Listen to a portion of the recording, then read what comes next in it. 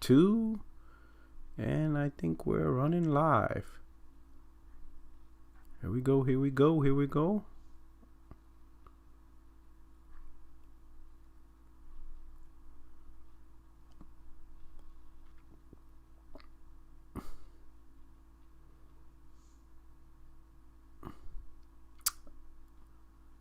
Okay, I think we're live. Are we live, bro? Like my boy Jack Move says?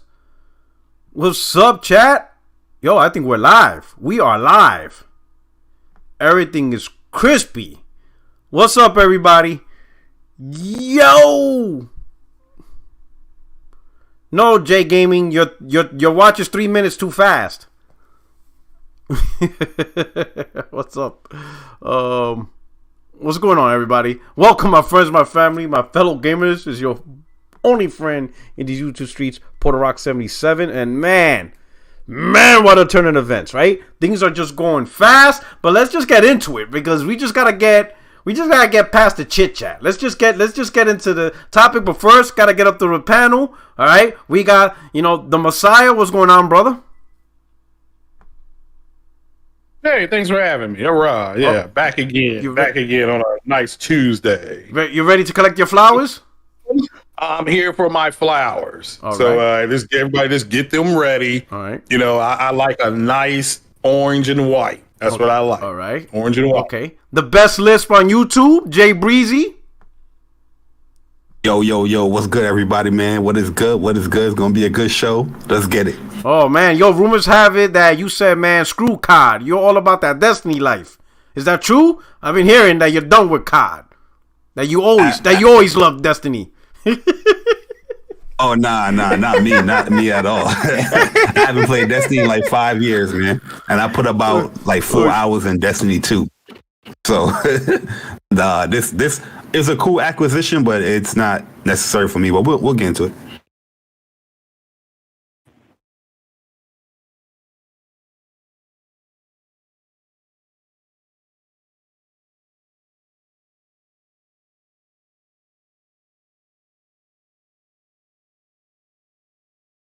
Did everybody break up? No, you guys hear me? no, I can hear you. I can hear you fine. Oh, people are probably Yeah. right. Yeah, I just heard. What's going on? My end. What's up? Hey, I'm back. No, cable came All off. right. The cable came off. All right, and of course we got Projekt Cloud. He's back. You know he wants to say a comment Hey, or what's two. up, man? Hey, what's up, man? Hey, you're Thanks for live. having me. All right, awesome. And then I had a guest coming up. I don't know if he's having technical difficulties. But he should be popping up soon. Everybody's through. Everybody can hear. I'm hearing muted. Good now. Muted. Audio cut. No audio. P Rock. Yeah, you're good to go now. Oh, I'm good to go now. It was probably just delayed chat. It's probably delayed chat. Okay, the chat's a little bit delayed by a few seconds. Okay, we good now. What it was is my USB cable popped out of my mic and stuff like that. All right. So let's get into this. All right. Hold on. Let me. Because you know me. I got to. For a little while, man. You know what I'm saying? Everybody was bashing me because of this. You know what I'm saying? I was in pain and agony. All right. But like Endgame, we return. So the big news out of the blue, PlayStation, Sony acquired Bungie. Bungie is now officially a first-party studio of the PlayStation platform. But there is a caveat to this, right? The caveat to this is Bungie will remain independent, and their future games and their current games will still be available on other platforms, and specifically, Jim Ryan said, competing platforms. So it's not like they're attempting to lock down Bungie as an exclusive developer to beef up specifically PlayStation. In fact, Jim Ryan specifically mentioned about their plans. In fact, let me do this, right? Instead of me paraphrasing, right? Let me get the I should have had this already. I'm so unprofessional. Forgive me. Let me get, here we go. I got the article right here. Thank God I have fast internet. But Jim Ryan specifically said in an interview is In an interview with Game Industry Biz, Sony Interactive Entertainment CEO Jim Ryan says that Destiny 2 and future Bungie games will continue to be published on other platforms, including rival consoles. The advantage Bungie offers Sony is its ability to make huge multi-platform live services, online games, which is something the wider organization is eager to learn from. All right, so that's just a background. But let's get some reactions. Let's get some talk. We'll start out with, with Jay Barry. You know what I'm saying? I know you got things to do, hoes to see, all that good stuff. You know what I'm saying? We're holding back his quality time. You know what I'm saying? My man's like Mike Lowry. He's trying to get his quality time in. So what you think about this, and what you think about so far the plan Jim Ryan had laid out for PlayStation? Like I'm very conflicted on how I feel about it. Like I have two thoughts. Like I see the greater picture as far as building a brand for PlayStation even bigger outside of PlayStation. Okay. But I'm also, that's good for the business side, but I'm also against it because it can also bite them in the back as far as, everything I'm reading from Jim Ryan and how Bungie's approach with this acquisition it just screams like a third party developer. You know what I mean? We start seeing MLB The Show, third party, Destiny, and the next games that's going to be coming with Bungie, third party. You know what I mean? I think once you dip your toe in that water and you see what it can, bring, you're going to obviously, move forward in that direction. You know what I mean? That's just my mental thoughts when it comes to it. Overall, the acquisition to me, I was at first I was excited because I'm like, okay, Destiny 2 multiplat, cool, but they have a new IP coming. What's the benefit for the PlayStation gamer? You know what I mean? There's nothing in this acquisition benefits the actual PlayStation gamer, especially if a studio or publisher is being ran independently. They're just being like a subsidiary, they're a branch where they're going to be run independently and they flow everything independently. A lot of people use the excuse as far as but they get to share in-house tech. Yeah. Cool and dandy, but nothing that they create is going to be within the in-house. You know what I mean? So what's the point? You know what I mean? You get to share the in-house tech. What are you going to use it with? You know what I mean? You creating, you already made it established that you're creating multi-platform games going forward. It's just going to be under the umbrella of PlayStation. I can see if they're pushing things to increase PSN monthly active users. You know what I mean? You probably have to, log in the PlayStation Network, on other platforms by playing these games. I can see that point of view as well, but I'm just talking me, the selfish gamer. I'm like, this does nothing to me, especially if there's no incentive. Case in point, what is the point of spending $3.6 billion for the studio multiplayer? I'm not even against the whole multi-platform thing, but you still have nothing to attract to your platform. You get what I'm saying? They in their blog, they're saying that there's not going to be any exclusive content. There's no perks or nothing like that. Everybody's going to be on the same level playing all that. So what's the point of there's no real attraction to the PlayStation ecosystem? And what's funny, why I said the whole PlayStation looking like a third party and they probably going to go that down the future, is because the comment that Jim Ryan said. He says that, his philosophy is not about bringing people within the PlayStation folds. I forgot word for word he said, and I was just like, whoa. I could look for it. This is a different PlayStation from last year. You know what I mean? Talking about why you having a PlayStation console to attract people and all that stuff, to the brand, and going out to getting all the exclusives, attract people to the brand. They saying fuck the brand. We're trying to get people outside the brand. He pretty much said that it's not about attracting people to the PlayStation brand, the fold or whatnot. And I'm just like, yo, that just screams third party to me. The way how you sounded. So that comment right here. So let me just say the comment that you're addressing. He said, philosophically, this isn't about pulling things into the PlayStation world. This is about building huge and wonderful new worlds together. Exactly. You know what I mean? So like even when you say that, a lot of people saying, "Oh, it's to build a brand. It's to build a brand." But a comment like that, he's basically saying that, you know what I mean? Like the goal is, well, I would think the goal is to pull people in PlayStation and have it, you know, oh, you have a PSN ID or you buying things within the PlayStation store and whatnot. But that's not even the goal with this.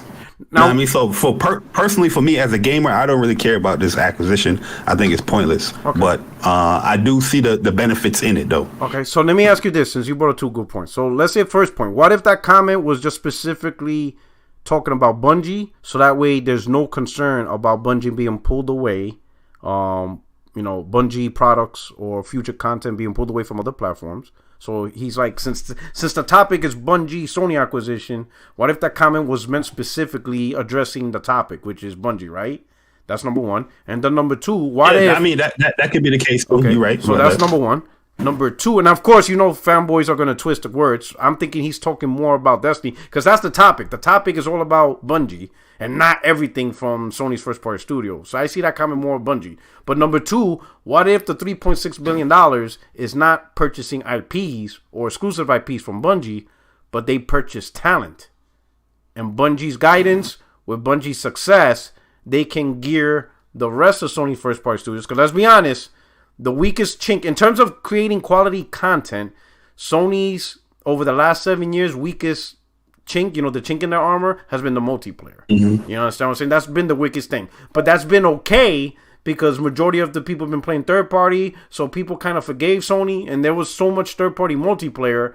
People want this Sony to focus on and zone in on the first party experience because there was just so much multiplayer going around, right? But because of that, Sony kind of weakened real badly on the multiplayer side. I remember Broken Games, BG, he made a great point. He said when Sony was providing PSN for free during the PS3 days, they had a lot of multiplayer.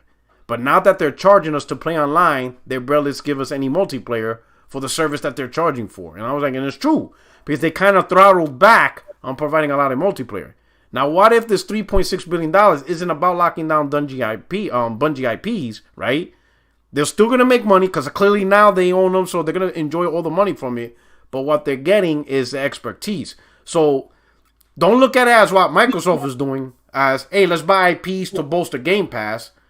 Look at it as Sony as potential. I'm asking, can you look at it as what can Bungie, in terms of talent, make us better? So it's not really the IP, it's the talent that's going to make us better. So, to help us out with maybe, let's say, Factions 2 multiplayer. Guerrilla, if they're working on a multiplayer game, hey, can you help us out with that? What we're doing wrong, what we're doing right. Hey, this other first-party Deviation games, what experience can you provide them for their multiplayer game? You see what I'm saying? Could you look at it that way? Like that stuff comes naturally just within the studios, but I don't think it's going to be that it's not going to be a crazy impact because the games that Bungie's creating is like these live services games. Those take a lot of dedication and a lot of people to just power, just the servers itself, making sure the games is balanced, making sure the meta is right.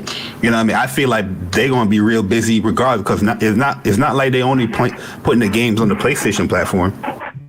They do multiple platforms, so you got to make sure that thing is working. So they're going to be busy, right? And you're right, and they do it well.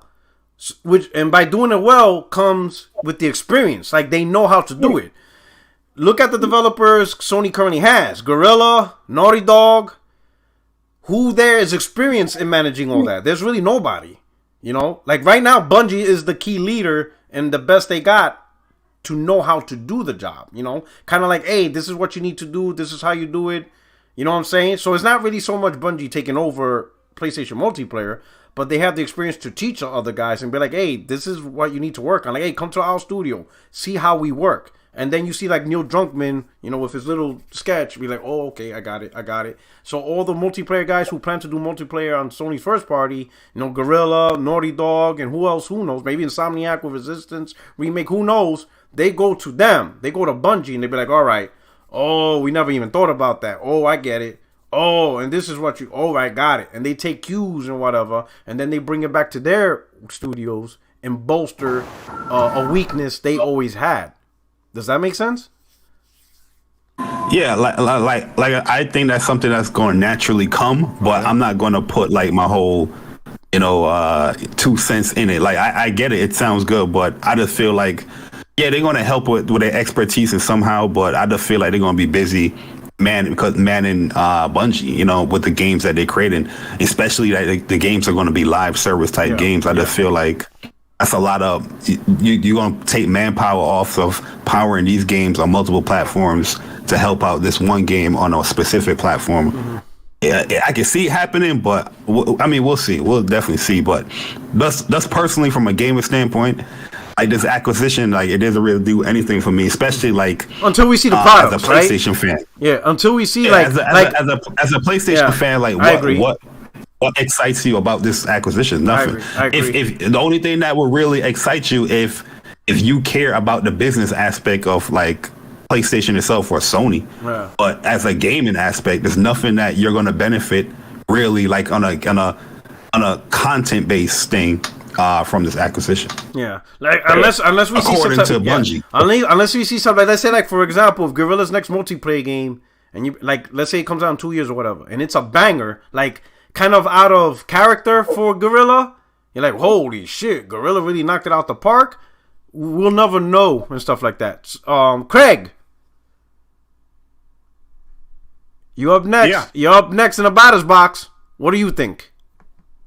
Well, I knew I called it, so I'm here for my flower. This was not hard to see what was going to happen. It does bolster some people claim is their weak multiplayer,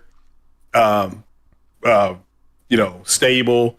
I mean, like I said, it's also a little MAD, mutual assured destruction.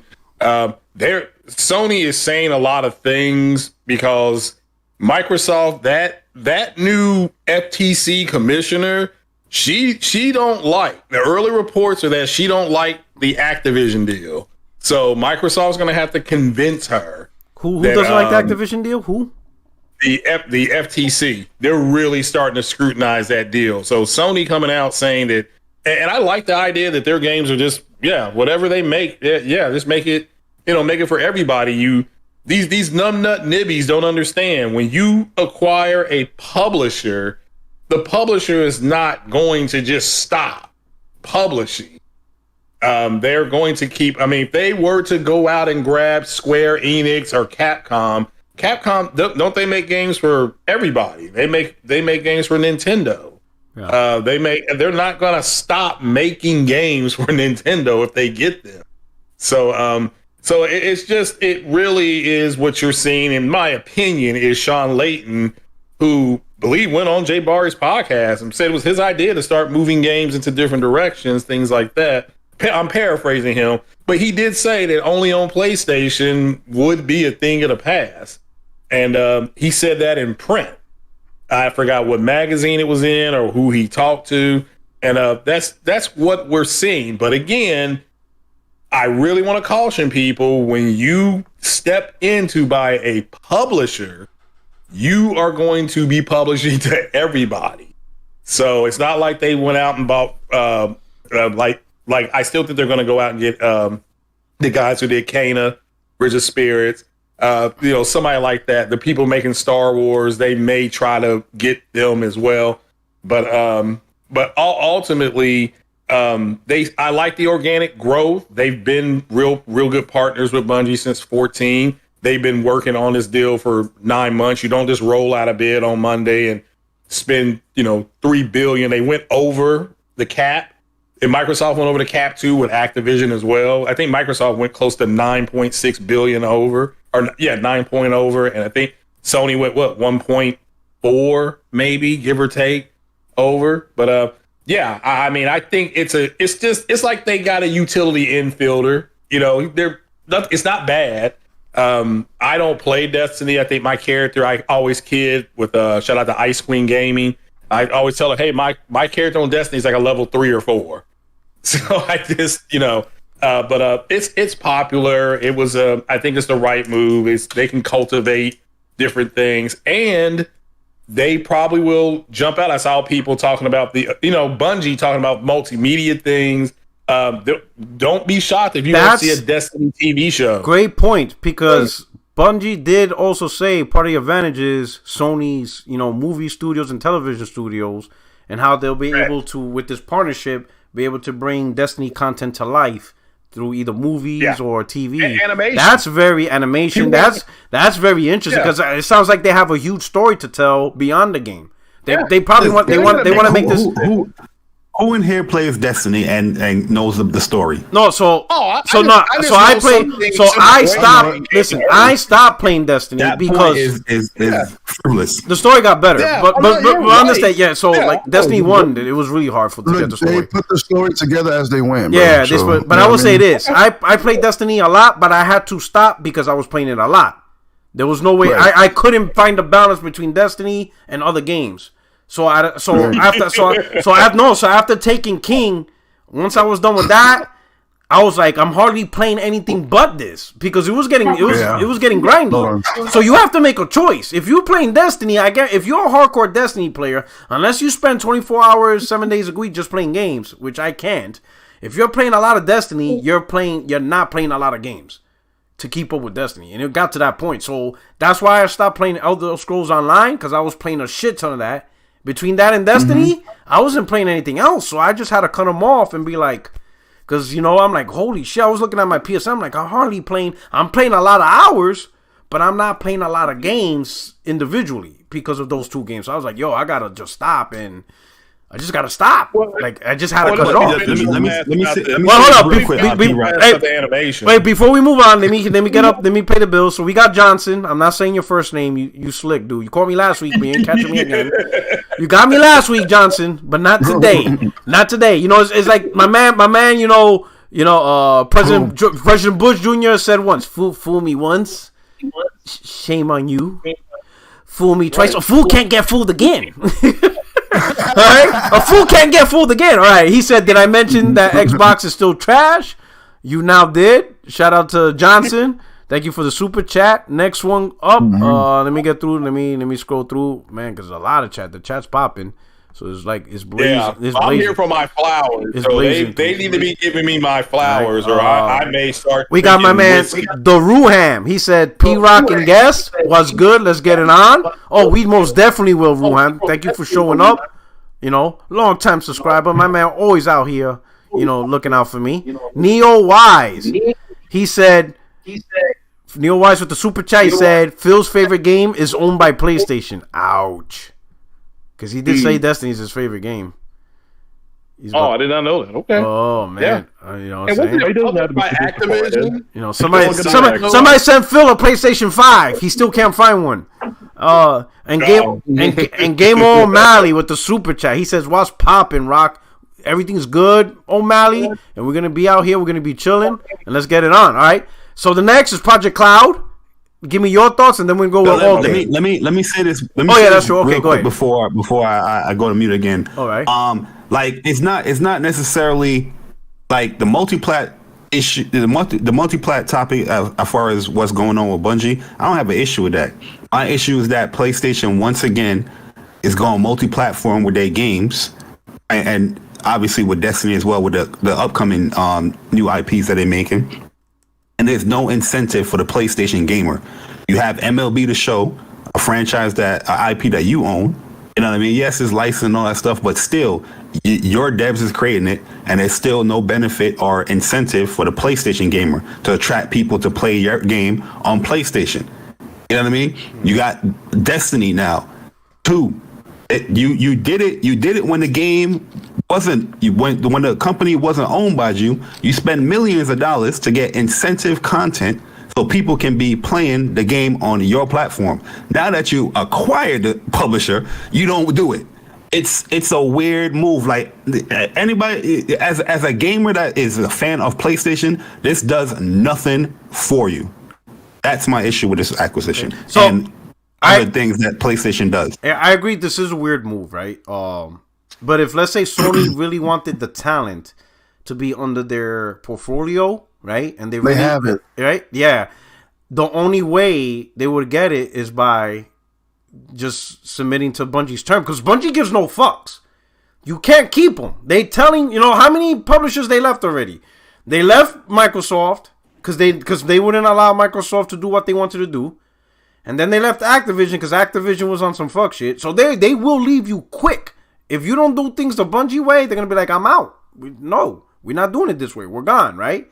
So then that's why so far, back to back, 2 major publishers, they let them go. Because Bungie's not trying to hear that. They're not trying to play that. So if Sony wanted Bungie because of the talent and their ability to do live service game, which is clearly their weakest link, in terms of content and providing content to their audience, they had to deal with Bungie's term, and this is Bungie's term. This is if Bungie, I would imagine Bungie's like, hey, if we have no problem, doing this, but this is our terms, or it's not happening. We're not budging. We already dipped on Microsoft. We dipped on Activision. We have no problem dipping on you. No issues. We've done it before. We ain't faithful to nobody other than how we treat business. So at this point, it's like, okay, Sony had to make a decision. We just let Bungie go because they're not going to make exclusive content to us, or we just submit to their terms because we really need their talent. We really need their expertise because technically their best multiplayer studio is Guerrilla, if we want to be honest, which is not good in terms of multiplayer. Guerrilla is really their best studio when you think about it. In terms of producing a lot of multiplayer content, it's Guerrilla, which is pretty sad, right? That's the best they got. And then in terms of live services, San Diego Studios with MLB. That's their best studio. That's their closest to live services that you can get, which is, you know what I'm saying? The sports game is not. Yeah, really, like people in the chat saying MLB was not PlayStation choice. I don't agree with that at all. But the fact of the matter, if it's PlayStation choice or not, at the end of the day, as a PlayStation gamer, there's no incentive for you to even like, you know what I mean? Like on Xbox, they get in the game on Game Pass, where the PlayStation gamer, you don't even have exclusive content. Right. But boy, shame. Boy, what happened to Hayes though? Oh my God. we don't mention That's Hayes. Ubisoft, dog. That's Ubisoft, dog. I'm saying No, everybody. Yo, you gotta admit, all day brought back the old shit. Sony was so bad with multiplayer. They didn't mention Hayes at all. They didn't. That's in the code. That's God, this guy brought back the old shit. Yo, Hayes. I'm a real Sony gamer. Oh, I'm a real Sony gamer. I bought it day one. I bought it day one. You did? I knew. I got hype off that game off of I think it was Game Informer, and I caught that game. I was knew that shit was gonna be trash. Sony was so bad they didn't even know how to pick exclusive deals for first-person shooters. That's how bad they were. That was. So go ahead, please. So I'm saying, Barry, why don't you think they not buying? Hey, they be coming to the cubicle like, hey man, y'all got Destiny DLC? That's tight. Witch Queen, woo, yeah. Hey, but listen, you remember my folks at Gorilla? Yeah, we got. You guys like Ponset or Lumpia? We about to have some powwow, bro. Listen, how you know they don't want the tech? They don't want the engine. Nah, man. Listen, I'm not going to do that. You know why? Because that makes us no different than an Xbox gamer that have specific information that is in your face, and then we do this. We do reality. Sorry. All right, hold up. Okay, let's go with facts. All right, so that way we're not doing Xbox. So this is specifically is them. They said this. They did say this. Let me scroll up, looking at the article. Yo, look at this question right here. This is a Q&A, P-Rod. Check this out. All right. Bungie has future games in development. Will they now become PlayStation exclusives? No. We want the world we're creating to extend to everywhere where people play games. We'll continue to be self-published and creatively independent, and we'll continue to drive one unified Bungie community. This is basically saying we're not doing no exclusive content. We're being self-published. Whatever we're doing is self-published, like PlayStation said, and we're creating independently. That means they're a subsidiary of PlayStation, like a different branch. You know what I mean? They can do what they want to do. PlayStation is not saying, hey, you need to do this, you need to do that, you need to do that. No, they're being ran independently. So all that secret tech and all that crap is pointless if there's no incentive for the people that's going out there buying PlayStation 5s or PlayStation 6. It is pointless. Yes, it's good for PlayStation, it's good for Sony, but for you, the PlayStation gamer, it is pointless. So by them being independent, so they just don't talk to Sony at all. If they pick up, if they call, they ain't gonna answer the phone. They don't talk to Sony at all, but they're clearly making it say that they don't need to answer what PlayStation is doing. The deal just happened, though, Bar. We got to give it time, man. It just happened. Give it time. They made it clear, bro. They made it clear. Yo, listen to what Jim Ryan is saying. They have read to. his interview and read Bungie. That's business. Phil made it clear too. He lies all the time. So yeah, you're right. So you know what I mean? Like it don't matter. Okay, so it says right here, and this is a quote from Jim Ryan. I will back us to do live service games ourselves, but when you have the potential to have a partner like Bungie who has been there, done it all before, learned the lessons, and have got this wonderful, brilliant team who is there and has the potential to help us, we think we can take something that would have taken a certain number of years and significantly decrease the time it will take to get it right.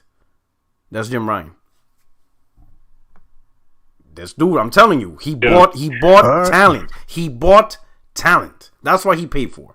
Obviously, he's gonna make money with Destiny because of publishing, and they'll work that out. But Jim Ryan's idea is, let's be honest, he's in a room, right? He's in a room with all his PlayStation guys, and Gorilla's pitching multiplayer, and he's like this. Jim Ryan's like this. He's just like, and Neil Druckmann is doing his thing, with factions, and Jim Ryan's like, he's like, hey fellas, I'm gonna be honest, you guys suck. Like, just stop. Just stop talking. Single player, that's what y'all do. Just stay there. I'm done. Gorilla. I know Projekt Red wants to jump in. It's like, Gorilla, you made fucking Shell Shock. Shut the fuck up. All right, I'm tired of this. Bungie, help us. Bungie, help us. Like, help me. How much you need to help me? And that's what they did. That's what they did. Do you think they want to make another Haze in the future? I don't think so. Oh man, that's Ubisoft. Man, Microsoft got that. Microsoft could buy. Bro, listen, Gorilla can't even get up. Look, Killzone was dope, multiplayer wise. Killzone 2, right? Yeah, Killzone 2 multiplayer. That's it. But other than that, yeah. I'm telling you, man. It just sounds like they bought talent. But let me go. So all day, let me get your point, and then Project Cloud. We're gonna move over to you. So all day. No, I said enough. No, you said enough. Okay, so Project Cloud. Yeah, go ahead. Yeah. So I mean, for me personally, this acquisition is very strange. It doesn't. As somebody who is all about single player games, this doesn't really help me. That being said, I can understand why Sony did it. Honestly, I really think in this case they're being as straightforward as they can be. Now, could things change in the future about exclusivity on some level, perhaps, I suppose. But right now, I think they're pretty committed to continuing to be on Xbox, i.e. whatever platforms Destiny is on is the platforms that their future games are going to be on too. Unless we're talking about old consoles, in which case we'll just, go to the Series X and PlayStation 5 versions. But anyway, I think it's good for the existing multiplayer titles that Sony does have a development that they want to be these, big Destiny successes. Like I can think of with Naughty Dog, their new Last of Us multiplayer game. Again, this is a team that doesn't necessarily need any help, but that being said, this is the first time they would presumably be taking on a full games as a service project. Mm-hmm. I don't think Neil Druckmann is leading that as far as being the creative director behind it. I think he's doing his own single player stuff. And somebody else is directing the multiplayer title.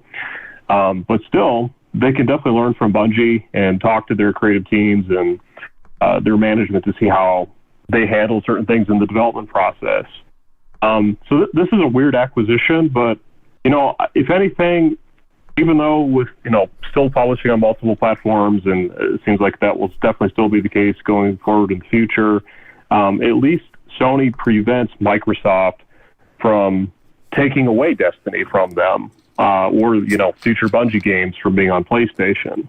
I think that's actually the most valuable thing that Sony gets out of this per se, is the long-term availability of Bungie games on PlayStation platforms. All right. I guess I would also just say that it seems like Xbox and PlayStation have almost reversed roles, because even though, for sure the next couple Call of Duties will still be on PlayStation, the things that Phil Spencer has said and things that some of the investors are analyzing, they're suspecting that actually what Microsoft intends to do with Activision Blizzard titles is that new future games are going to be exclusive to the Xbox ecosystem. And of course, I'm sure, Phil wants to get Game Pass on PlayStation at some point, and I think that probably will happen this generation at some point.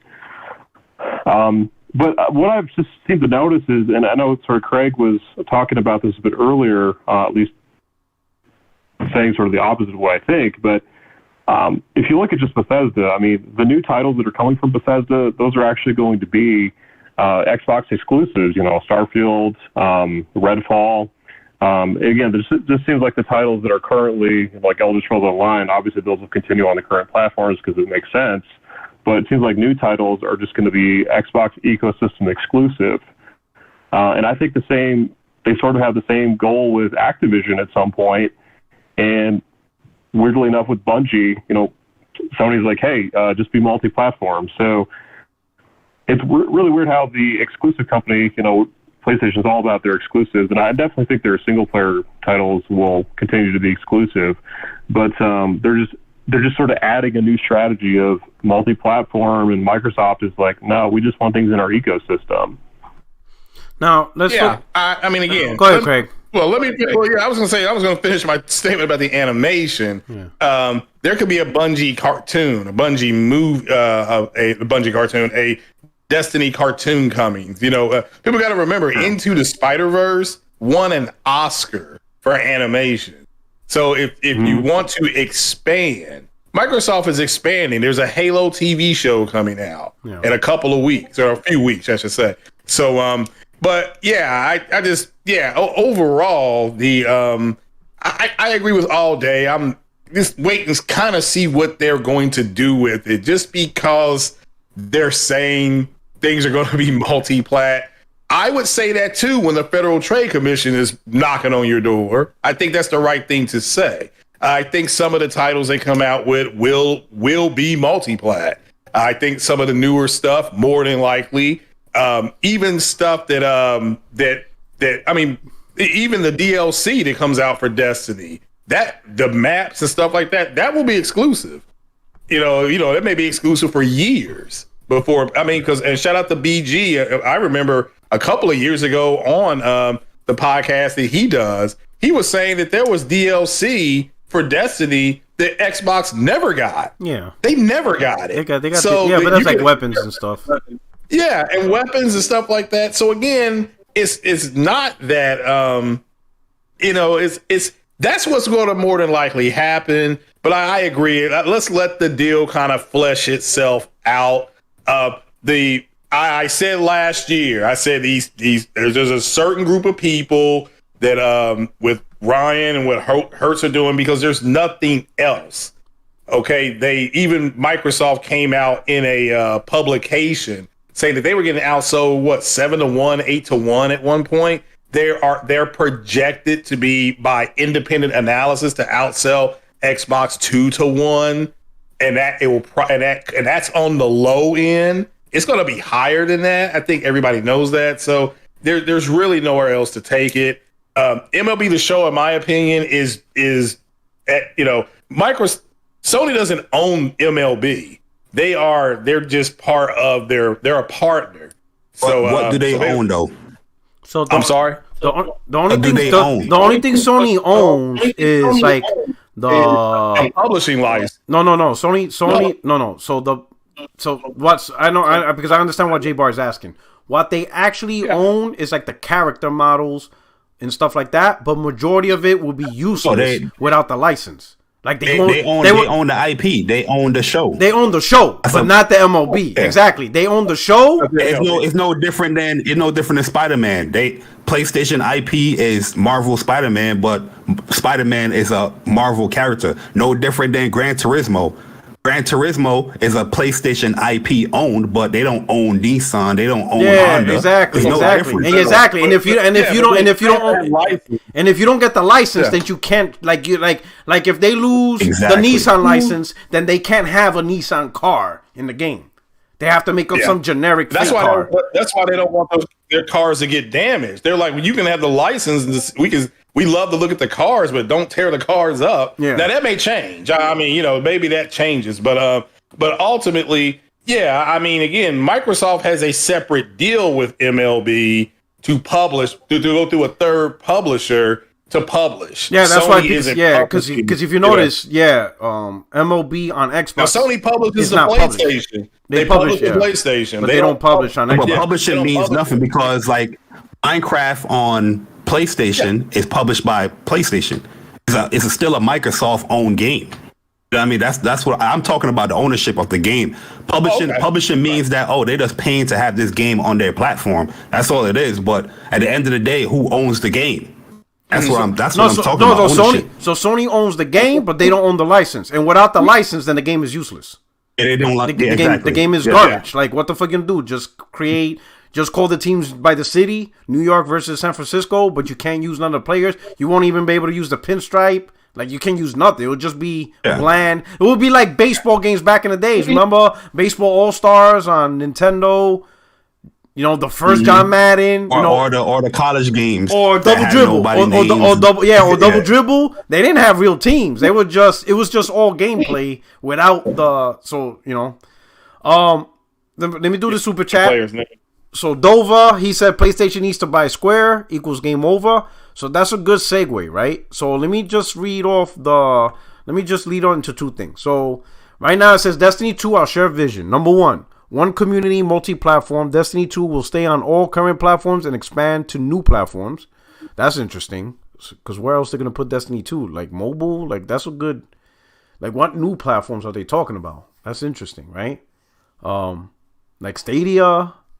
Amazon Luna, like they can go to Stadia or Amazon Luna. Yeah, in theory, I guess they could. Yeah. Number 2, self-published, creatively independent. Bungie maintains full creative control and publishing independence of the Destiny universe. And then number 3, same game everywhere. Every player should have an amazing Destiny experience, no matter where you choose to play. Right. So with this purchase, and like Craig hit it, pretty good with the FTC and all these stuff. This has zero impact in front of their eyes in terms of Sony acquiring Bungie, because it's not going to impact. Yeah, because nothing changes. Yeah, nothing changes. It doesn't impact the ecosystem, right? The only difference is how much money Sony gets out of this or whatever, right? And how much Bungie gets now being backed by Sony. That goes up. You're so 100% correct. So what that does is, technically, it opens the doors to purchase other publishers without this specific purchase impacting. Now, again, from the article, it says this. The deal is a significant buy from PlayStation. Sony is not a small organization, but it doesn't have pockets as deep as some of its competitors. Nevertheless, Ryan says the firm is not done in this area. And quote, we should absolutely expect more, he concludes. We are by no means done. With PlayStation, we have a long way to go. I will personally be spending a lot of time with Pete and the team at Bungie, helping make sure that everything beds down right and that autonomy means autonomy. But elsewhere in the organization, we have many more moves to make. So there are plans to have more acquisitions. Now, I want to show everybody this, right? Let me see if I got this right here. So Sony is backed, right? Their top 10 shareholders are 8 banks, 1 hedge fund, 1 national treasury department, which is Norway. So like Norway, the country, is a shareholder, right? And then they obviously have getting loans from like the Japanese government and everywhere else. What I didn't know was Sony at one point, from a specific firm, and I'm going to get it right now. The firm, this Japanese firm, was going to give them $75 billion if they wanted to try and acquire Fox and compete with Apple to acquire Fox. Sony declined because Sony didn't care about Fox. They didn't want to own the Marvel IPs or anything else, so they didn't see anything. And plus they didn't want Disney, not Apple, Disney. So what I'm trying to say is this, all right, and this is the next topic, right? This Bungie purchase, remember, it's just one developer, and they spent $3.6 billion on just one developer, right? That $3 billion, I think we already covered. There are the developers worth as much that has more IPs, right? Who are some of these developers? Damn, I think I removed it. But I think like what developers was only worth like $3 billion? or 4 billion. There was like a few of them. I think like Capcom Like is like three. Capcom. Projekt Red. Square Enix. Yeah, Square Enix is worth $2 billion. Yeah, Capcom is worth $3 billion. So they could have bought Capcom for that and gained Spider-Man. I mean, game Street Fighter. Capcom 4. Marvel versus Capcom is 4.8. Yeah. So okay. Capcom is 4.8. Okay, so let's say they could have spent $1 extra billion to get Capcom. They would have got Street Fighter. They would have got Marvel versus Capcom. You know, Capcom versus Street Fighter, Mega Man, Resident Evil. A lot more IPs, right? And a lot of them single player, which falls in line with Sony's vision, right? But they went with just one developer for $3.6 billion, and they have a huge backing from other people, right? So this opens the door, which is what I'm trying to say, right? This opens the door to now. It's all about if Sony wants a specific publisher, and that publisher is willing to sell, Sony could get them. Like I don't think right now there's any doubt that now Sony's a major play in this game for studio acquisitions. But what I think the fundamental change is, if we look at, and I want to get your guys' input. When we look at Microsoft, their game plan is pretty easy. It's pretty easy, and it's pretty basic, right? It's simple. Go after the publishers that has the big IP so we could put on Game Pass to make Game Pass more attractive. It's pretty simple, and that's what they're doing. If we're taking cues from Bungie, Sony's going after talent. Right? And if that's their strategy, like, hey, what talent out there that we're going to buy and improve on our portfolio, right? That kind of makes it more difficult now. Because, like, at first I'm thinking, hey, go get Take-Two. And you guys know that I was not a big advocate for buying Take-Two. But to me, it makes sense that Sony would go after them because of the IP, especially Rockstar. But now I'm not so sure if they're more concerned about talent than IPs. What do you guys think about that? Like if Sony's looking for talent, who would they go after now? Because that's a little bit different now. That's a little bit harder to gauge. Like you can have the IP, but Sony could be like, well, you guys really don't got the talent. Like for example, I could tell you who definitely they're not going to go after. Konami. If that's their strategy. Konami doesn't have the talent anymore. In fact, they don't do shit in gaming anymore. They're now involved in like casinos. They're into real estate apparently, which is making them lots of money. They own laundromats. They're making money. Most of their money is now not even involved in gaming. And I know it sounds funny, but it's true. They don't have talent anymore. So if Sony's looking for talent, they're not going to go after Konami. If they're talent over IP, Konami's off the table. That shit ain't happening. So who from a talent aspect do you think Sony will go after? Looking at the talent. Be like, yo, this is what I'm talking about. You guys fit, and you're going to make us better because you guys got the talent that we're looking for. Yeah, so I'd say CD Projekt Red would definitely fit actually both the talent and IP. Projekt Red. Again, I know there's the whole that animosity, that tragedy that they did of Cyberpunk. Well, you have to excuse that. You have to go back to their earlier work. Again, I'm gonna challenge you on that point with earlier work, but go ahead, continue. Okay.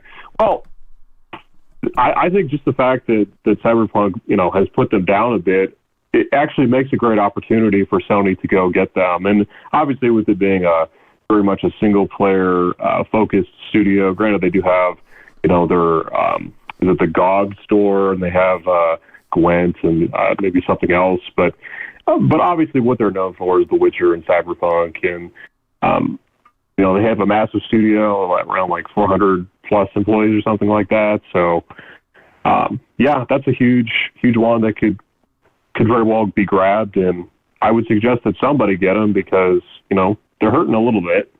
They could still sustain themselves, but maybe it's time to get acquired. All right.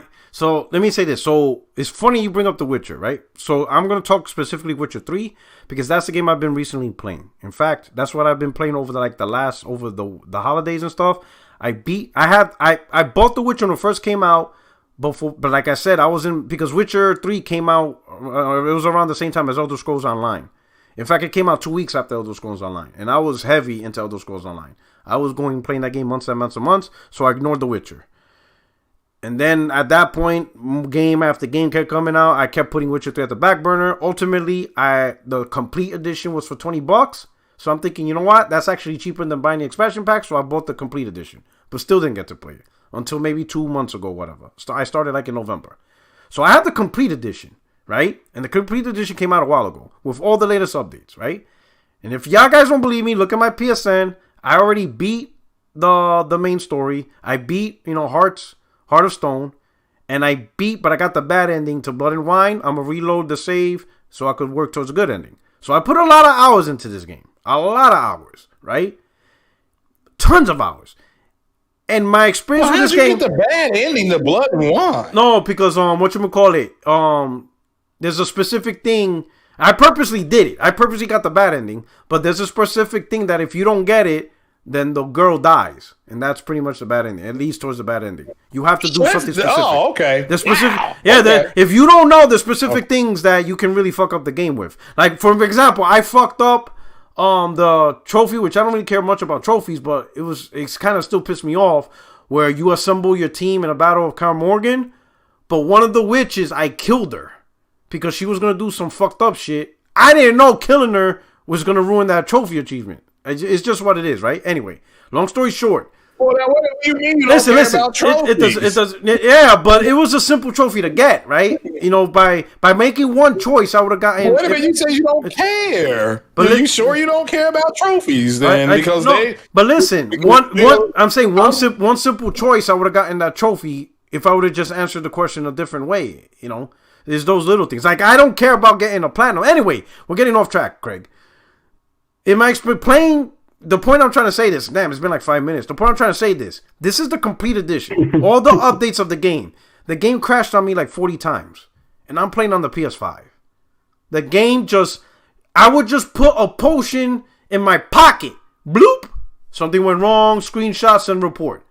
And I'm like, to who? Who's going to pay attention to this? Right? The game would crash all the time. And I'm thinking, this is the complete edition. I would think by this point they would have this shit figured out, right? And I'm thinking, like before I would go into the menu, it got to the point where before I go to the menu, I would save the game.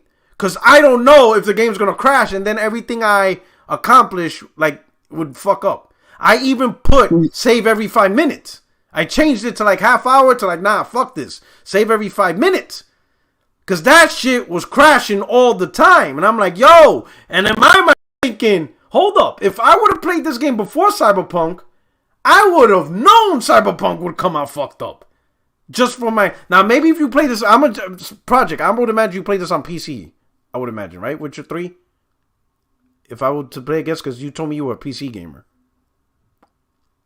I think I may have said that was super long ago. No, I'm a PlayStation gamer. I don't mess with PC gaming. Oh, okay. So this on the PlayStation, and I'm playing on the 5.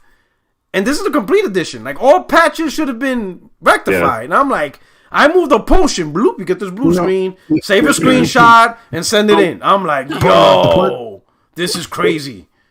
Yeah. Game is great. The game is great. The game is great. No, but I know. Wait, hold on. I know the PS5. No, listen. No. I'm not even gonna play this game by the time that shit comes out, I'll be done with it. Now I understand the PS5 patch is not. Listen. I understand the PS5 patch is not. That's not what I'm saying. What I'm saying is the complete edition is old. It came out years ago. Oh, when you played it, yeah. I'm playing this recently. I'm playing this over the last 3 months. There should be no crashes. There shouldn't be. It's the complete edition. And all the patches is up to date. How is the game still crashing? I got an idea. I got an idea. Now, the game is great. I love the story. How many save files do you have? What? How many save files I have? How many save files do you have? The full 5. The 4 that you're using. Are you using it? Oh, I'm using one save file. Okay, do you have any multiple other ones that's attached to that save file that you saved over? No, it's just only one. And the only other save files are there are the only other save files that are there are the automatic ones, the ones that the game comes with, that does by default. So this sound like your game sounds like it's corrupted. It sounds like no, it's just if it's crashing that much. Yes, no, I look. All reason I'm saying yes is because this happened to me with Horizon Zero Dawn. That's what I'm telling you. I'm just saying I couldn't load that game for nothing. Okay. No, the game loads fine. I would load up. Oh, the game loads fine. It's just once in a while you do something insignificant, and just out of the blue, something went wrong detected, and I gotta restart the game. Something as simple as I equip a sword, bloop, I'm like, what the fuck? They're like, yo, this shit crashed. And like, with the sword? I never had that happen, but I did have Geralt looking like Ronaldo Ray. You know what I mean? He kind of looked like what's that dude name that used to do the talk show? Ronaldo. Yeah, he looked like just all his hair was black. No, it wasn't even silver. I will give just to give a positive spin though. I do want to say something positive. Something about CD Projekt Red, right? Their side quest is fucking amazing. They're like main story quests within themselves. Like not a single side quest, not even a side quest or contract felt like, you know, quick cash in bullshit or stupid shit. Like the stories is well crafted. Everything you do in that game felt like a main story. Even the side quests and contracts felt like main story shit. So I give them that. And considering this game came out in 2015, that here in 2022, they're probably one of the best examples of how to create an open world RPG where actual side quests is value. I give them that props. That's why I kept playing regardless of the crashes. I still can't stop playing it. So even with the crashes, I'm like, yo, they crafted. The animation is kind of janky, but in the combat, combat is like, ooh. But overall, I give them. That Sony should acquire them. To give them that, to fix them, to fix them. I could say that if Sony Studios can help them polish their games, between their storytelling and polish, then the CD Projekt Red would be a crazy force. There you go. That's why they should get them. Get them when they're down. I can see that. All right. So what do you guys? So let me start with Jay Barry. Are you still in, Jay Barry, or did he dip? Jay Barry's still here. So I'm gonna start with you because I know you. Yo. So what do you think of? What do you think of? Sony acquiring better talent. Who do you think of? Not IPs now. Because I know last week we talked about IPs. There's a lot of places that's great IPs. Street Fighter. You know, we've seen all the IPs, right? The Metal Gear Solids, the Castlevania, Silent Hill, got it. But now let's look at it from a perspective of talent. If that's Sony's strategy, no, we're going to go after publishers that have the talent that we want. Who would be in your radar? Who do you think would fit that profile of talent? Yeah, I mean, I have three publishers that fit that Square bill. Enix. I know Square Enix. You're gonna say Square Enix, especially the comments after Jim Ryan and how he's pushing live services. Okay. Square Enix, of course. Capcom and Arc System Works. Capcom has great games that can go into that games as a service ordeal. Right? Wouldn't that be one? Yeah, with Square Enix, Final Fantasy 14 as well. They have other games as well. But Capcom has the Monster Hunter. They can make that into a service game easily. With like an MMO type Monster Hunter. You have the fighting games. Fighting games is pretty much like a service-based game anyway. And they bought Evo. They bought Evo. Yeah, and they need the fighting games. Arc System Works. We got the fighting games on lock, so. Yeah. Yeah, and Arc System Works is pretty much the same ordeal where they create a lot of different other games, but they also specialize in like fighting games, and they pretty much have that games as a service in the bag right there. So those are my three. I would want them to go for. Okay, Messiah, Craig, who you see with the aspect of talent? If that's what Sony's doing, not IPs but talent, who do you see? On the radar. I kind of like how you went with that. As far as talent, oh boy, I swear to God, Craig, if you say BioWare because of Mass Effect, I swear to God, Craig. I would say Anna Pernai would be up there. Anna Pernai they make different kind of games.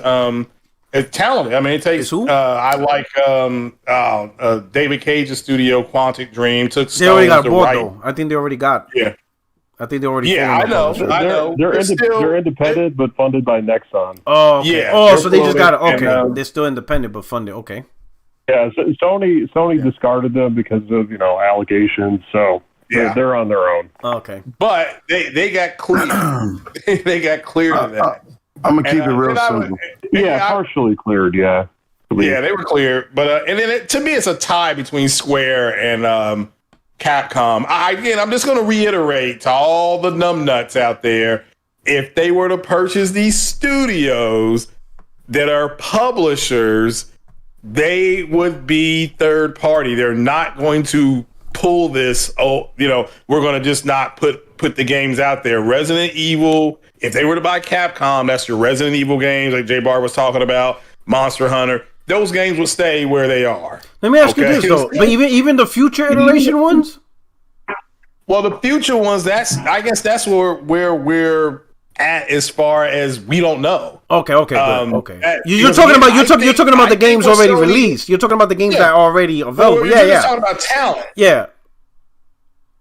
Well, yeah. If you're just talking about talent, that's what we're on. Now, what they're going to do in the future, that's kind of what everybody here is. Project Cloud was mentioning that here this could be the future. It may not be, but he could be right. Yeah. We have to wait. See, it could be a little bit of both. Everybody here, two things can be correct at the same time. Okay. So, but at the end of the day, as far as talent, you're just talking about raw talent. Those would be my picks. As far as talent, I'm not. You can say the games are trash, whatever. That's I'm just looking at the talent.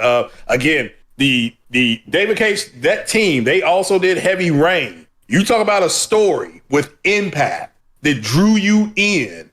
That takes talent. That takes talent. Okay.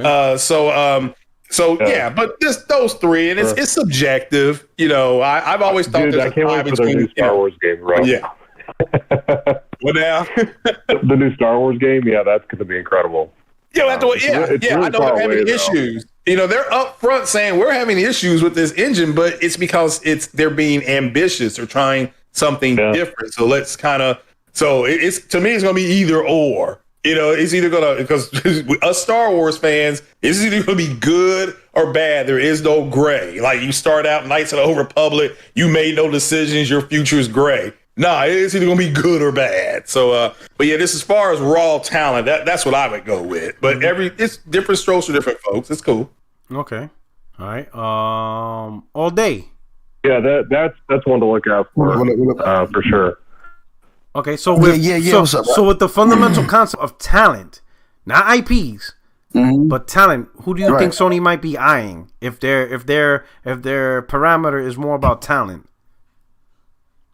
Well, I mean, Sony does pretty well with talent, regardless. Yeah. So I don't think whoever they get, I think they in a better house than living on a sand foundation with Microsoft. I feel like they'll cultivate anything they want, but at the same time, if they really have to choose talent, that's what they're going for. That's what they're going for. Damn talent. I would have to say Square, probably. Yeah, Square and Capcom.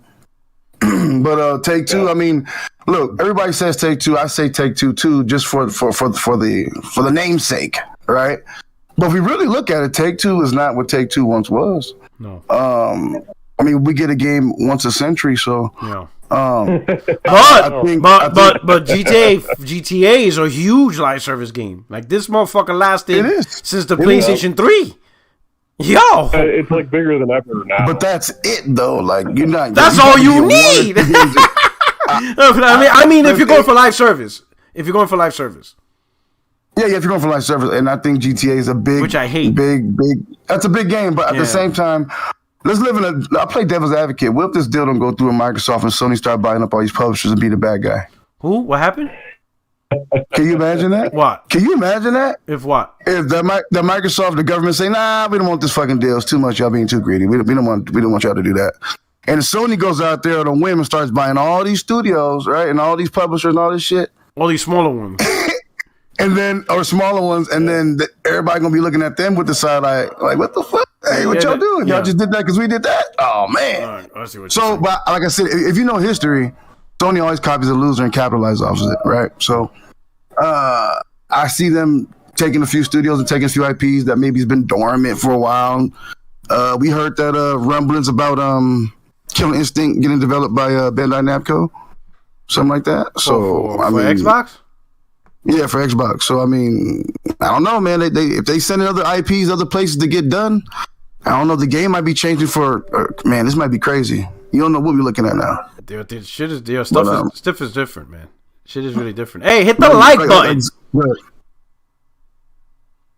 Yeah, hit the like button. No, I was saying, like, you can, like, man, they can do anything. Like, they can do anything. You can send people over here, get new studios work over here, create other studios at other studios. You know what I'm saying? It can go any type of way. And I think that's important to realize that we won't have. I think the indies will be kind of like highlighted again. I mean, they are highlighted now, but I think they're going to stand out even more in the future if these companies don't go down the creative path and organically. Then we're going to see a lot of shovelware in this motherfucker. Mm-hmm. Yeah. So Craig says Remedy and Supermassive. Yep, those would be great.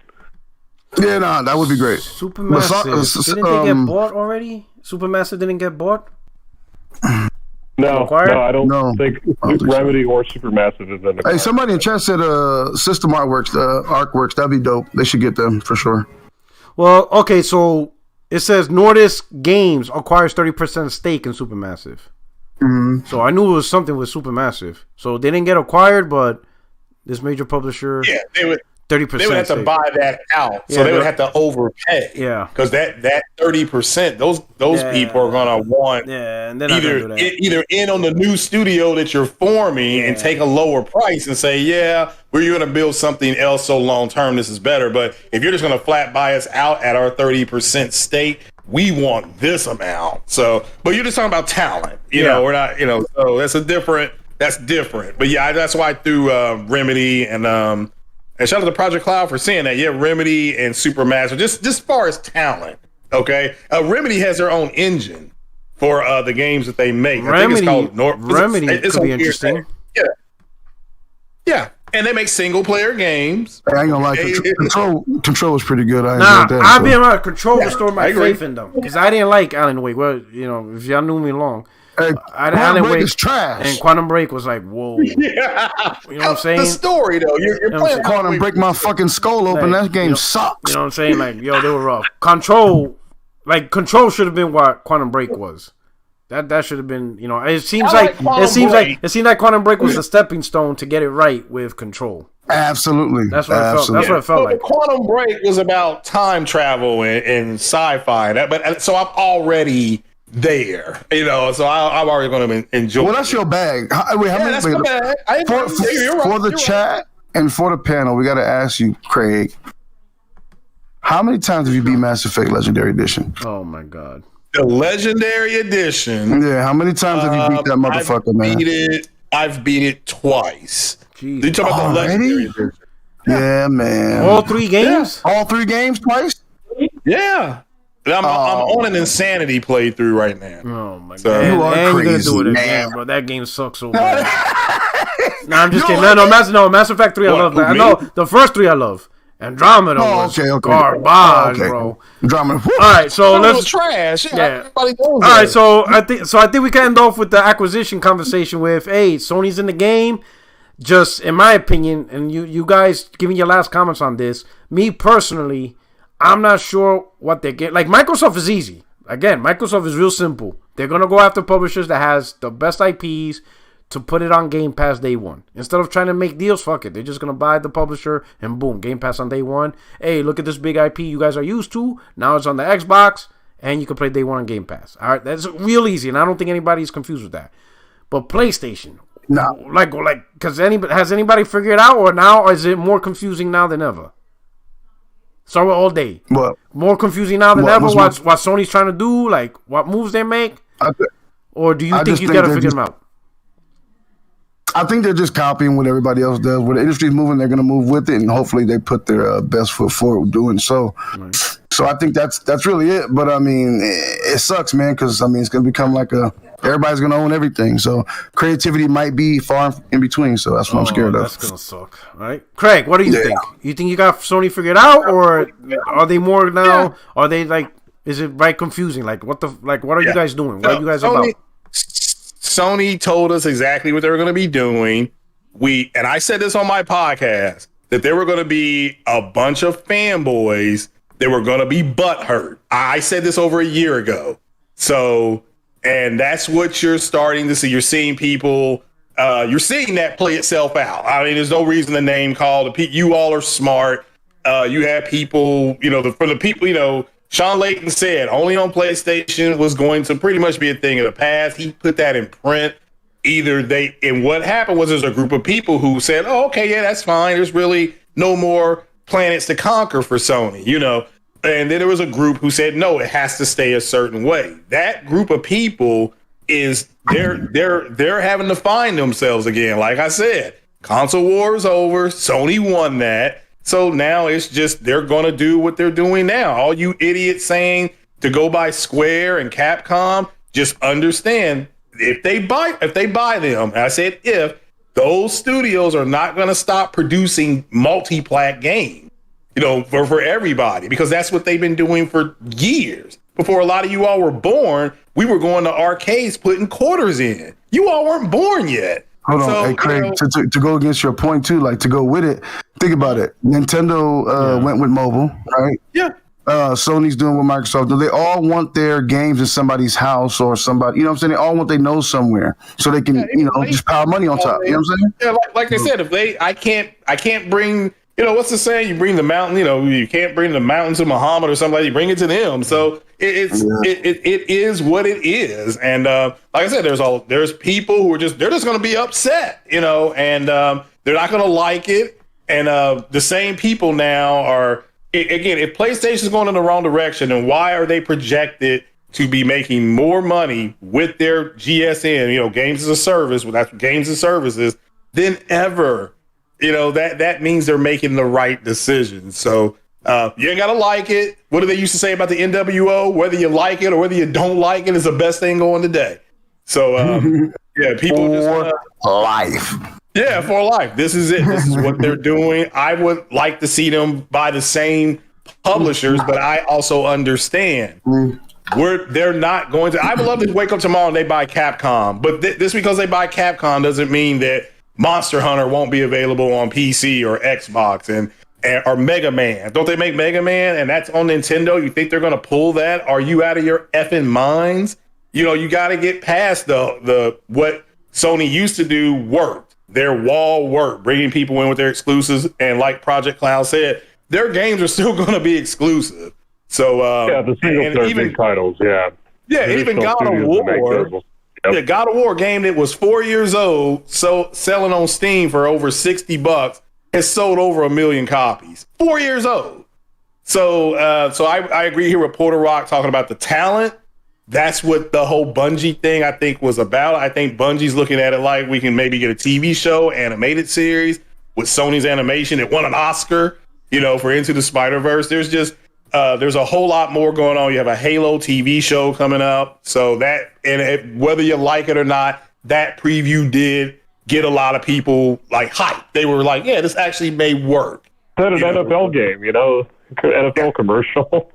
Yeah, they're serious. They're serious. When you put money into the NFL, which Microsoft again has a big stake with the NFL because the NFL uses their Surface tablet. That's the official. When you see those quarterbacks and defensive linemen looking at a tablet on the sidelines, that's a Microsoft tablet. So so they're in.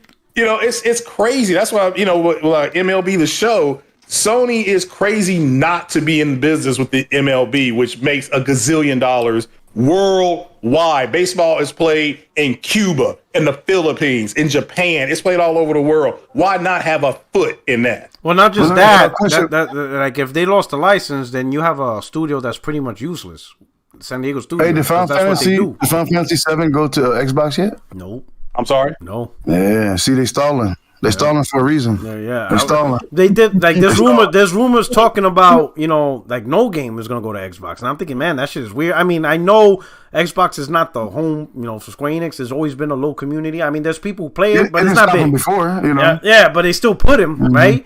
But now it's kind of weird. Yeah. So don't be surprised if there's something going on between them two. And it's just we just don't see it. Kind of like how we didn't see this Bungie thing, right? Right. All right. So let's move on to the next thing. So let's talk about the next one right here. So, announcing PlayStation's new partnership with Discord. Popular communication service will integrate with your social experience on PlayStation beginning early next year. So as it says right here, pretty much, I'm reading an old article, but I'm bringing it back because the integration happened. But this was the idea. Let me see.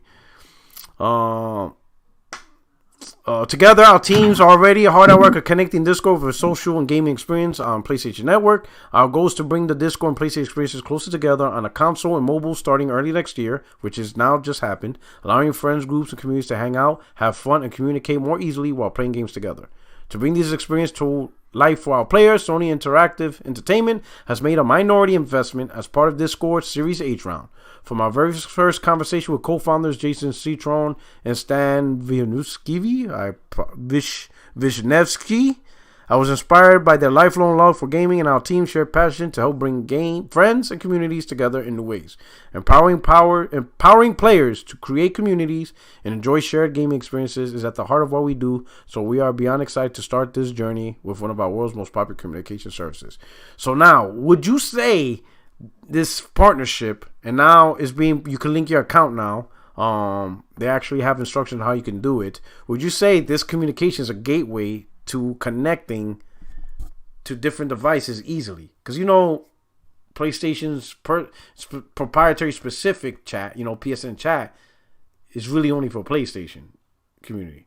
Now, does Discord actually kind of opens the door for PlayStation to go beyond the console? It already has. I think this is a further way. There's another channel we can communicate on. You know what I mean? I think it's most important that we have multiple options, especially now. But if Discord can be that one, I think everybody uses Discord. It's a good default app. I use it a lot. Use it every day. Use it now. So I mean, I think they're doing the updates in intervals, aren't they? They're rolling it out like that. Sound like that. Like in phases. Yeah, I think it's in phases, but that's dope. I'm excited for it. I can't wait, man. I use Discord every day, so yeah. I think everybody uses that as the primary thing, even in multiplayer. Like even Xbox Live, I don't see guys on Xbox Live anymore. They're all on Discord. Yeah, like everybody just merged away from. You know what's funny? What's funny is we made fun of the Nintendo guys for voice chat on their phone, only for us to ultimately do the same shit. The same shit because of Discord. I just realized that. Like, wait a minute, because because now everybody is on their phone and they open up the Discord app on their laptop. We made fun of Switch because you ain't got internal voice chat in the thing. Oh, that's bullshit. And now we're all doing it because of Discord. Yeah. It pulled us away from the dedicated services that you could find on Xbox Live or PSN, and we went with the Discord.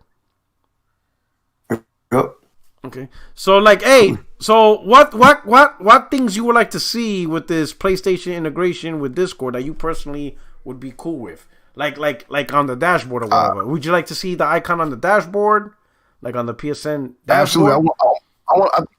So I don't know how they would fully integrate it. I think they should put it right when you hit the dashboard at the bottom. Yeah. I think it should be like its own separate entity right there, and when you click on the three dots, you can expand it open. You can see. Yeah. All your friends and messages and all that shit. I think that would be cool if they can figure it out. Now, PlayStation has stepped it up a lot, UI-wise. I don't like this UI particularly, but I'm just saying, it's looking cleaner. You know what I'm saying? The mobile app for the PlayStation is dope as fuck. Oh, yeah. The mobile app is good. Whoever designed that, man, they did a great job on that. Yeah. That's a great app. Because Xbox app, they were kind of good at first, but now that shit's a piece of shit. No, I don't know. Yeah, I don't know. But hopefully they can integrate it. I want to see them just have it fully featured, not as featured as all. Maybe you can select certain servers you want to have on your PlayStation, right? Yeah. So you can have your favorites or whatever. But I don't know. We'll see. Okay. Project Cloud. Any thoughts with this integration? What would you like to see? Yeah. I'm not in the multiplayer stuff, so I really don't have much to comment on this other than just observing that this definitely fits with the theme of really broadening to beyond just the PlayStation ecosystem and being inclusive of other devices. And I would also sort of say this kind of is going to eventually help them transition to PlayStation's streaming services. Yeah. Again, they already have PlayStation Now, but obviously, if you read the Bloomberg article from a couple months ago, they got the Project Spartacus, and there should be an announcement in the spring about that. We'll see what that brings, but it just goes to show you that, Sony's definitely changing, and for some people, that's going to be a little rough because, hey, I love the traditional model of doing things, but I'm also at least glad that it seems like the single player stuff is still going to be mostly as is. One exception just being, you know, year and a half, 2 years later, it comes to PC, but that's fine. You know, as long as they get on PlayStation first. I will say I'm glad Sony doesn't have. I'm glad Sony still looks at single player experiences as a high regard, and they're not trying to change that. Oh, I know. They're still gonna stick to that DNA. They know that's their brand. Yeah. So I'm glad they still. they're not trying to. They're not trying to change single player. They're just trying to do something additional on a separate metric, which I can appreciate that. Craig, what do you think on Discord? You know, is there something to you? Would you like to see? Cloud, I don't give a rat's ass about multiplayer, but yeah, when it was funny when I turned on, you know, when I came in and turned on the computer and it goes right to Discord, it did say link your PlayStation to Discord. Yeah. So, that's funny. Yeah, already. So, yeah, it did. Yeah. So, but yeah, no, I don't know. It's just, I think it's a good idea. I think it's a good idea for people who want I guess a different way to communicate long term. Be kind of cool what they plan to do with it. So, but yeah, it doesn't make me any damn difference at all. I keep forgetting I have it. I don't really use it a whole lot. I mean, I jump on other people's podcasts, so I have to have a login. But it's I just got my PlayStation hooked up to Twitch. I'm up to like 20 Twitch people. So, so I'm more excited about that than Discord. Yeah, I know. I'm more excited about that than anything. All right. Okay. So I guess what it is, you know, it's be interesting. I think it's gonna be great. I think it's mostly gonna be great for multiplayer, but then also, you know, rounds of bullshit and chit chatting. Because I think the party chat and the local conversations is dying down. I think everybody just simply, especially with this crossplay, because I think that's where it's really gonna get huge. Crossplay between platforms. The in-game chat sucks. I think Discord's the best answer to resolve that. Is, you know what I'm saying? Wonder how Sony's gonna work with that, and I think they would have to work with other companies for that to really flesh out. But anyway, I think that's it. We hit all the topics. Ladies and gentlemen, you know we're gonna give state of play. We're gonna give state of no, get out of here with Grand Theft. What is it? Gran Turismo? Fuck that shit. I don't talk. Hell nah. Fuck that. Yeah, you got that. You know what I'm saying? GT7. Bro, they still tapping X to run, bro. Get the fuck out of here. Nah, I'm not messing with Gran Turismo. that whole shit's dedicated to Gran Turismo. Y'all enjoy that. Oh, you wait. I thought you were talking about GTA. No. Gran Turismo. So tomorrow's state of play is tomorrow, right? Well, of course you don't like you. You're still taking taxis, huh? Hey, fuck that, nah, man. You know what I'm saying? I got my side chick picking me up. Hell nah, I ain't dealing with that. No, the state of play tomorrow. I don't know what time. I don't care. It's Gran Turismo. The whole thing's about Gran Turismo 7. But this might make you a believer, though. Come on, man. Nah, stop. It's 4 wheels on a road. It's a game. It's a game where dudes are trying to say they make the best left turns. Nah, I'm not trying to hear that. Nah, I better see some shit blow up. Nah, that ain't for me. Y'all enjoy that? Hey, I'm happy for you guys. I'm happy. I hope you enjoy it. I hope you enjoy it. I hope you enjoy it. What about VR? In VR too? Nah, that should make me. I could just go in my Nissan Maxima and take it on the road and just, you know. Wow, we could drive a Ferrari, though, and a Bugatti. The Bugatti inside my living room on a couch. Yeah, and I woke up to a new Bugatti. Yeah, yo, I'm gonna let you. Hey, y'all enjoy it. Y'all have fun with it. Do not look for me to give my review. Nah, y'all enjoy that GT7 stuff, right? I'm gonna stay about. But I will say this. Let me say final shots, final parting words all day. What's going on? Where they can find you? Hey, you find me on Twitter, man. You gonna hook us up with some lupias? What's going on? Yeah. Some lupias tomorrow, man. I'm shipping everybody out. What's up? All right, Craig. Assortment platter. All right, man. Peace. Craig, parting shots. Yeah, I appreciate it. Great time over here. Big shout out and to one of the best quarterbacks I've ever seen play, Tom Brady. He retired today. Much respect for him and his family and his whatever he does next. But thanks for having me. It's a great time. Shout out to the chat. Hit that like button, people. You still do the Porch Light podcast, or you renamed it? Oh yeah, I'll be doing that tomorrow morning. I'm gonna get my flowers tomorrow morning. Yeah, about 9:30. Right. Yeah, about 9:30 in the morning. Yeah, I'll listen. I'll listen in. That's what I do. That's all I can do. All right. Yeah, hit the like button. Yeah, you can leave a comment, but yeah, hit that like button. Hit the like button. All right. And Project Cloud, parting words.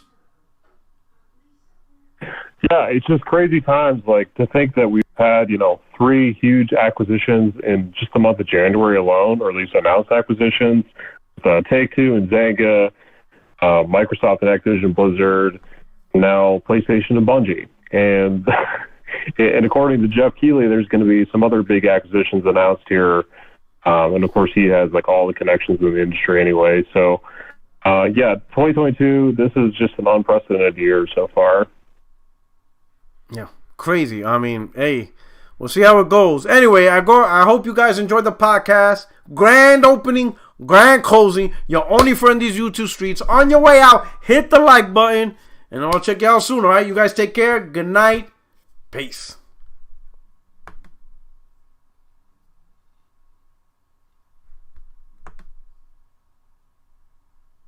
And that is